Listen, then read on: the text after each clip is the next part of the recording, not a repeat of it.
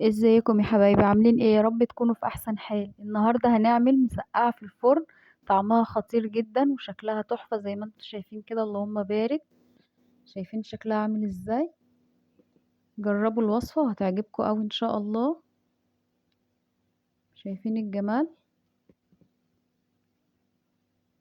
ما شاء الله. تعالوا نشوف مقاديرنا.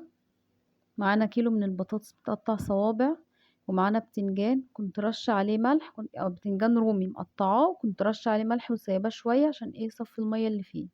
بعد كده حطيت له بقى الدقيق ده علشان ما يشربش الزيت. بعمل له زي كفر كده عشان ما يشربش زيت وهو بيتقلي. بالشكل ده كده. تعالوا بينا نشوف مقادير الصلصة بتاعتنا. معانا هنا بصل مكعبات، ومعانا فلفل الوان وفلفل حامي. والبهارات بتاعتنا عبارة عن ملح وكمون وكزبرة. مش هحط شطة عشان انا حاطة فلفل حامي، هحط بابريكا ومكعب من ماجي.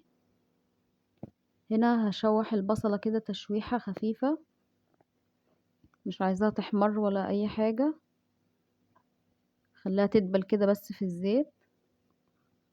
في الناحية التانية البطاطس اهي بتتقلي، تدبل شوية. هضيف لها بقى التوابل عشان تكمل معاها كده. توابل كده هحطها وافضل اقلب لحد ما البصلة تصفر. اللهم صل وسلم وبارك على سيدنا محمد وعلى آله وصحبه أجمعين. طول ما انتوا واقفين كده اذكروا الله وصلوا على سيدنا محمد. شايفين البطاطس جنبها بتتقلي؟ هنا حسيت ان الزيت قليل فهزود من الطاسة جنبي.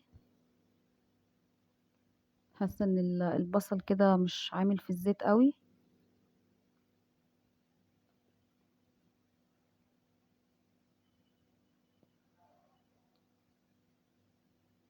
خليها بردك لغاية هي بس الكاميرا مغمقاها شوية.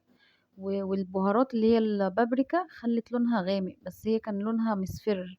البصلة نفسها مصفرة. هي البابريكا اللي مديها اللون ده. هنقلب كده الفلفل بردك يدبل معانا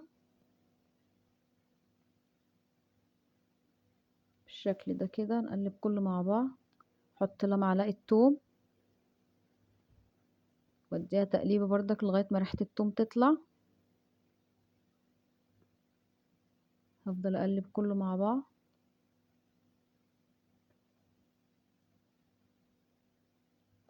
بعد كده نحط عليها بقى الطماطم. كيلو من الطماطم. كيلو بطاطس، كيلو بتنجان، كيلو طماطم. بالشكل ده كده. ونسيبها بقى تتسبك. واحط للطماطم رشة سكر عشان الحموضة.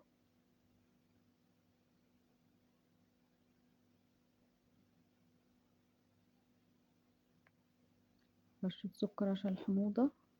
سيبها تتسبك بقى معانا. متنسوش تعملوا لنا لايك، ولو ما اشتركتوش في القناة اشتركوا. واكتبوا لنا تعليق كده حلو زيكم. ولو في اي حاجة مش عاجباكم في الفيديو اكتبوا لنا. لو حابين اي طريقة وصفة اكتبوا لنا برضك. متنسوش تعملوا سبسكرايب. هنا الصلصة كانت اتسبكت والبتنجان اتقلى والبطاطس. شايفين شكل الصلصة؟ ما شاء الله اللهم بارك عامل ازاي. هنفضي عليها بقى البتنجان كده، مظبطين الملح بتاعها وكله. وهنحط عليها البطاطس والبتنجان.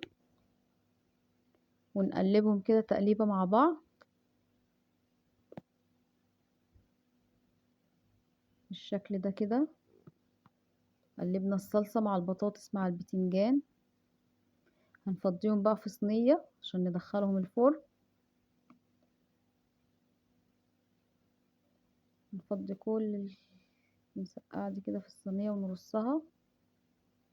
بدخلها مش فرن، على الشواية. هديها لون كده على الشواية بالشكل ده كده. اسويها واخد الشوية دول اكيد، يعني مش هسيبهم. الولاد عندي بيعشقوها بيعشقوها. يعني ما شاء الله اللهم بارك. الصينية دي خلصت. المسقعة دي عيش ما شاء الله. ولادي يعني بيحبوها جامد. وبالطريقة دي بتبقى طعمها تحفة، جربوها. كده شكلها قبل ما تخش الفرن، كده شكلها بعد ما دخلت على الشواية في الفرن. شايفين شكلها ما شاء الله عامل ازاي.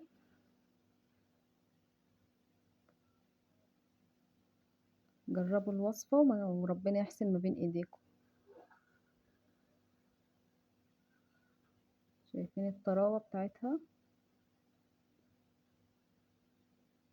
السلام عليكم ورحمة الله وبركاته.